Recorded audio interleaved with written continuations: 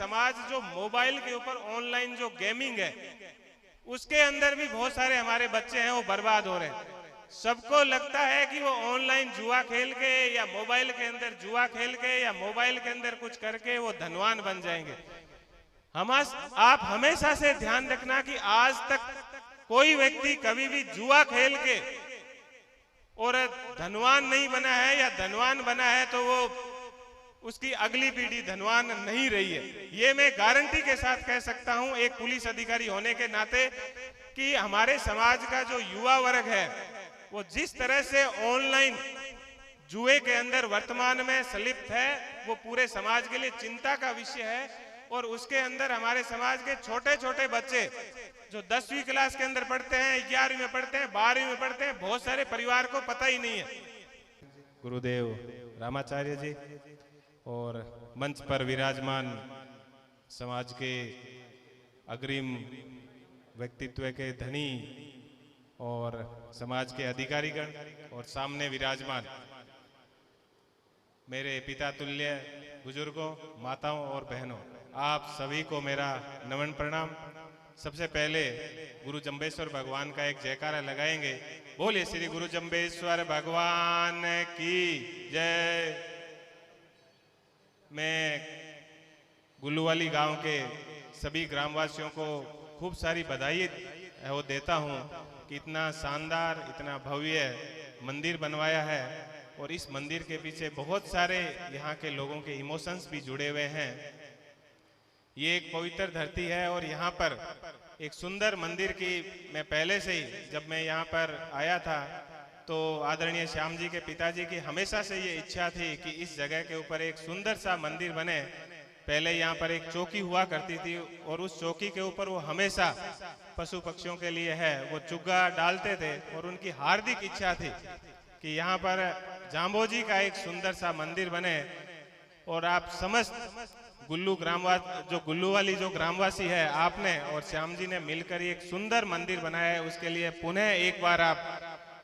बहुत सारी बधाई के आप पात्र हैं। मंदिर के साथ जैसे रात के समय में जब जागरण हो रहा था तो जागरण के दौरान आचार्य रामाचार्य जी ने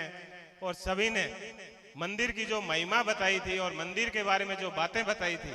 कि मंदिर एक ऐसी संस्थाएं होती है जो हमारे समाज को जोड़ती है। साथ में उन्होंने वर्तमान समय में किस तरह से मंदिर के मैनेजमेंट को लेकर या दूसरी चीजों को लेकर, अभी अपने भागीरथ दास जी शास्त्री जी भी कह रहे थे कि किस तरह से विभिन्न प्रकार की नई नई समस्याएं सामने आ रही है, तो उनकी भी चर्चा हुई थी। मैं ये बहुत अच्छी बात मानता हूं कि हमारे समाज के अंदर किसी भी प्रकार की छोटी सी भी एक समस्या खड़ी होती है तो उसके बारे में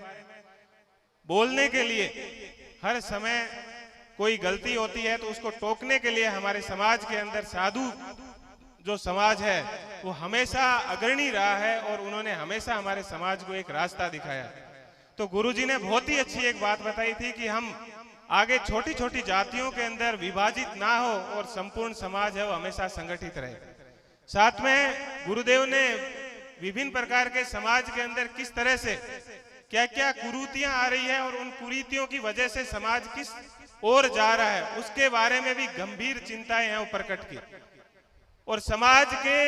मार्गदर्शक यदि इस प्रकार से गंभीर चिंताएं प्रकट करें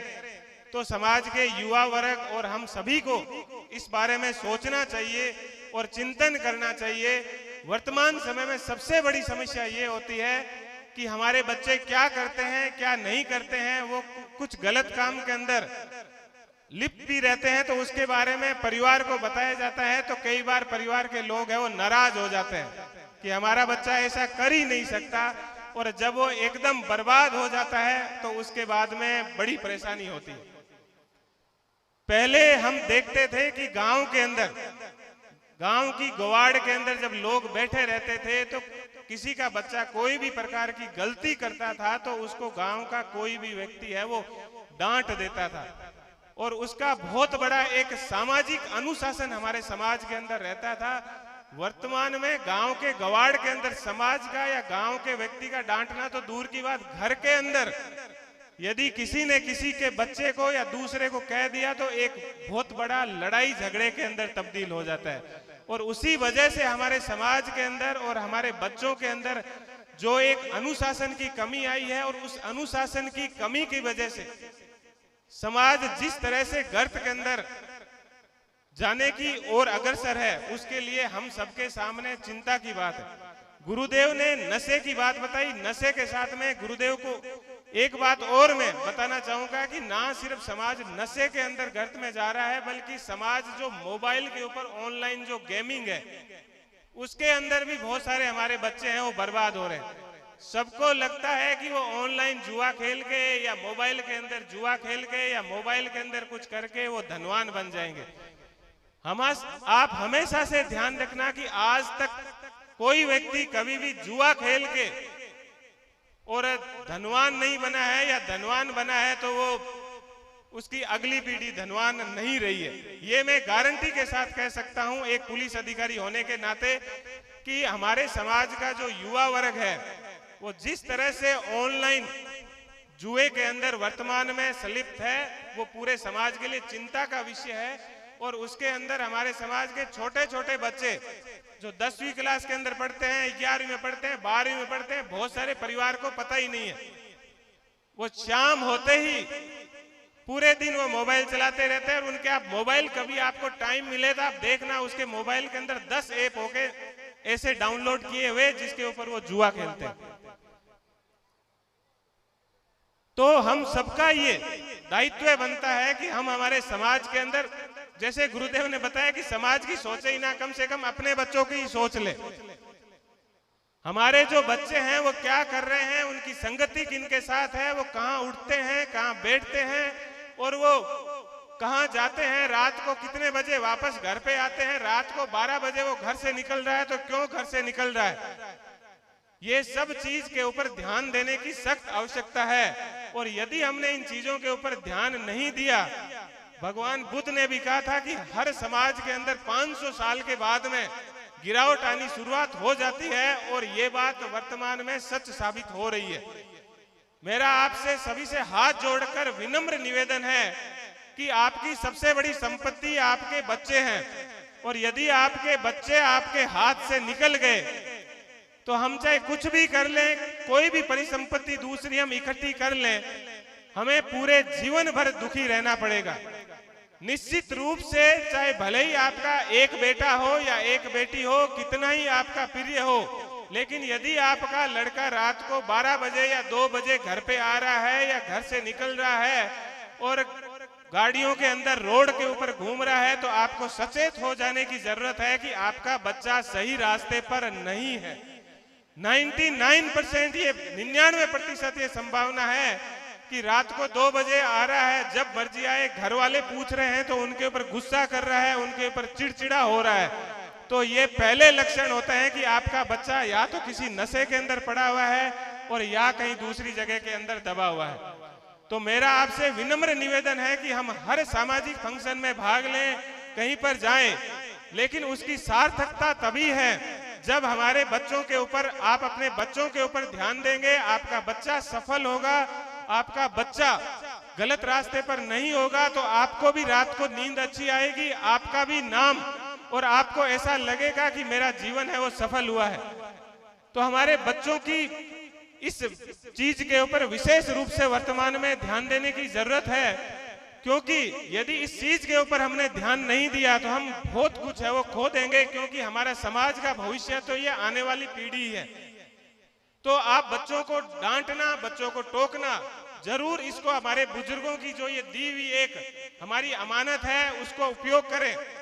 आपका बच्चा है, उसको आप डांटोगे नहीं तो आपका बच्चा किस रास्ते पर जाएगा वो आपको भी है वो पता नहीं।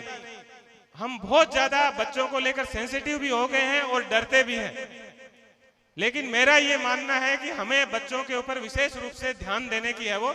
जरूरत है। मैं ज्यादा समय नहीं लूंगा, उन्हें मैं इतना ही कहना चाहूंगा कि आप अपने समाज को आगे ले जाने की कोई एक चीज है तो वो है शिक्षा। बच्चों की पढ़ाई के ऊपर विशेष रूप से ध्यान दें, समाज की जो कुरीतियां हैं उनको छोड़ने की कोशिश करें। बहुत सी बार ऐसी कुरीतियां होती हैं कि एक साथ हम नहीं छोड़ सकते, धीरे धीरे उनको कम करके जो सामाजिक समस्याएं होती है वो एक दिन या एक सम्मेलन से दूर नहीं होती है, धीरे धीरे वो चीज है वो हम उसको कम करते हैं और कम करते करते उनको छोड़ते हैं। गुरुदेव ने बहुत ही अच्छी बातें हमें बताई, हमें उनको अनुसरण करके जीवन के अंदर आगे बढ़ने की जरूरत है। हमारे बहनों को भी विशेष रूप से हमारी बच्चियों को भी पढ़ाने की सख्त जरूरत है समाज के अंदर। और पुणे में गुल्लूवाली ग्राम को, ग्राम पंचायत को और पूरे गुल्लूवाली जो ग्रामवासी है उनको हार्दिक बधाई देता हूं कि इतना गुरु जंबेश्वर भगवान का भव्य और सुंदर और दिव्य मंदिर बनाया है। और ये मंदिर गांव को एक नई दिशा प्रदान करेगा, ऐसी मुझे पूरी आशा है। पुणे एक बार रात को इतना भव्य और सुंदर जागरण लगा, गुरुदेव ने बहुत अच्छी अच्छी साखियां हमें है वो सुनाई, उसके लिए पुनः साधु समाज का बहुत बहुत धन्यवाद। और आपने इतना गुल्लूवाली जो ग्रामवासी है उनको भी मैं खूब धन्यवाद दूंगा कि पूरे समाज के लोगों को यहाँ पर बुला के इतना मान सम्मान दिया। पुनः आप सबका बहुत बहुत धन्यवाद। बोले श्री गुरु जंबेश्वर भगवान की जय।